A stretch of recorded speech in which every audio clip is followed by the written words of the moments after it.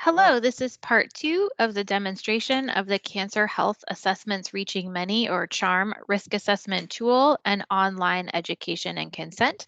This part will cover the online education and consent piece of the research study.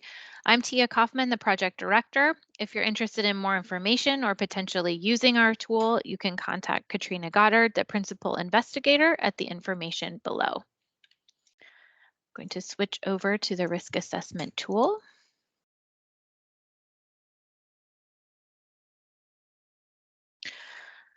So in the previous video, I went through the risk assessment and made sure that our test case was eligible to participate in the research study or to receive genetic testing. So this is the first screen that they see, which invites them to participate in the study and gives a little bit of information about what's coming next.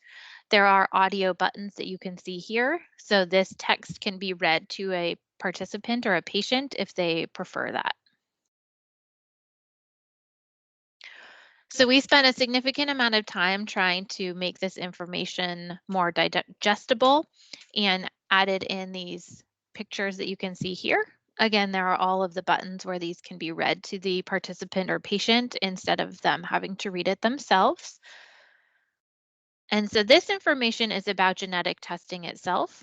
This is designed to be used in the absence of pre-test genetic counseling from a genetic counselor. So this replaces that piece. So this can all be done as self-directed by the patient or participant and takes about 5 minutes. So it is not a lot of time that it takes them to go through it. So you can see there's information about types of results that come, how to do the test. So for the research study, we were using saliva.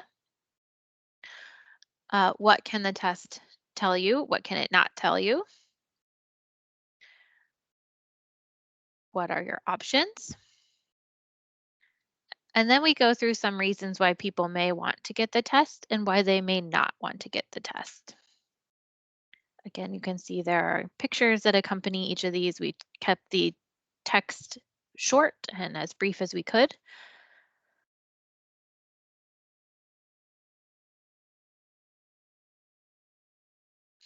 And then because this was a multi-step process for us, if patients read the information about genetic testing and decided they wanted to go forward, they could click that they wanted to. If they were not interested for the sake of the research study, this allowed us to follow them in their medical record to see what they did, knowing that they were potentially at higher risk or not. So I'm going to say that I want to find more information. And then this again is very specific to the research study. So this could be edited for your purposes if you need this to be shorter or less information. As I've mentioned before, we had institutional review board rules and guidelines we had to follow in order to make sure that our participants were fully informed. But this just describes the process. So they'll give us a saliva sample, they'll learn their information, their results. They will get them by phone from a genetic counselor.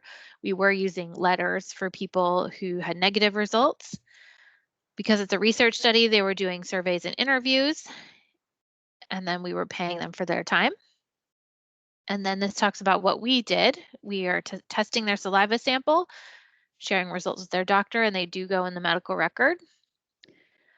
And then we're going to follow them in their medical record to see what downstream care they utilize. And this is some of the HIPAA privacy information. We also allowed them to choose some additional findings or secondary findings. There's no cost associated with the study. And what are their alternatives if they don't want to join? Here, they can also just call the genetics department to find out about testing. Again, some more privacy information.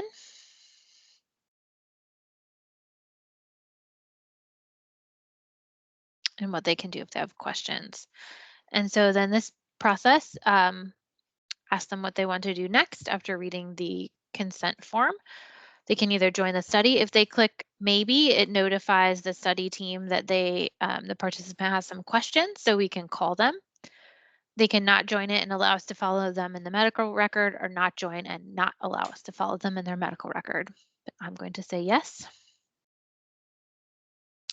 Again, more HIPAA authorization language, who will share the information about them with. And if this is not relevant to your work, if you're going to be using this in a clinical context, you could just delete this whole page. And then contact information. And this allows us, because we were sending a saliva kit, so this populated into our tracking system, so we would have their current mailing address and for their gift cards. And that's the full process. Because we also allow them to select other types of health problems, they could continue on, and then they do the selection whether they wanted carrier findings or additional findings. But for the sake of this, I will not show those to you, but we'd be happy to demo those for you in the future if you'd like to see them. So this has been a fairly straightforward process. As I mentioned, it takes patients about 5 minutes or less to complete this. So it's been really useful for them. It does not require any contact with the healthcare system in order to complete this. And it's been highly successful. So if you're interested in learning more or potentially implementing this in your own system, we'd love to hear from you. Thank you.